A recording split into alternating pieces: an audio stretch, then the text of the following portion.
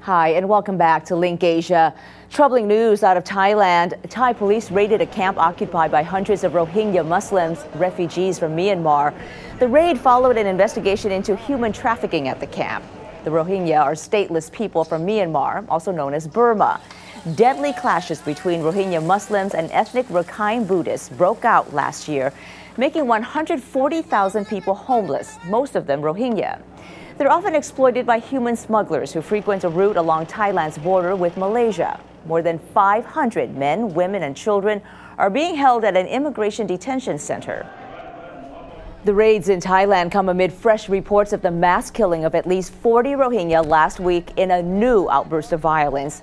The government of Myanmar has denied this report. Human rights advocates say the government is covering up the violence to protect its image as the state undergoes sweeping democratic reforms. And so I think what the authorities, to a certain extent, are trying to do is to create a bit of confusion about what's happening in the country and hope that they'll get the benefit of the doubt because they're implementing all of these other changes.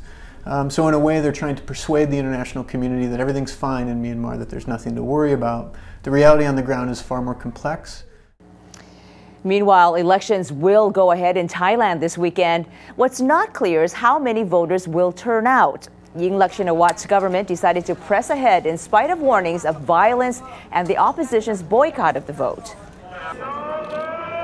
Crowds of people opposed to Yingluck continue to demonstrate and prevent early voting. A third of the country's polling stations were forced to close. Some candidates have been unable to register. That suits the protest leader just fine. On the 2nd of February, there are certainly dozens of constituencies and dozens of provinces that would not be able to hold the election. There would not be a ballot paper, no ballot box, and no authority to arrange the election.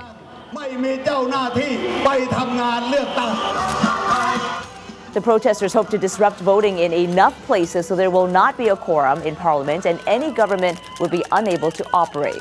Knowing Yingluck is likely to win any election, the protesters want the country to establish a People's Council to make political reforms before Thais vote again.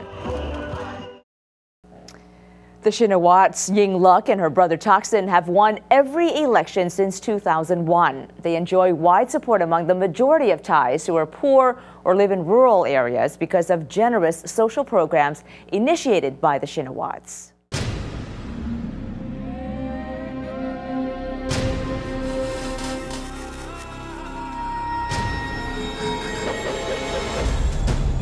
U.S. airwaves, a global channel of uncompromising stories, world news, documentaries, entertainment, and culture.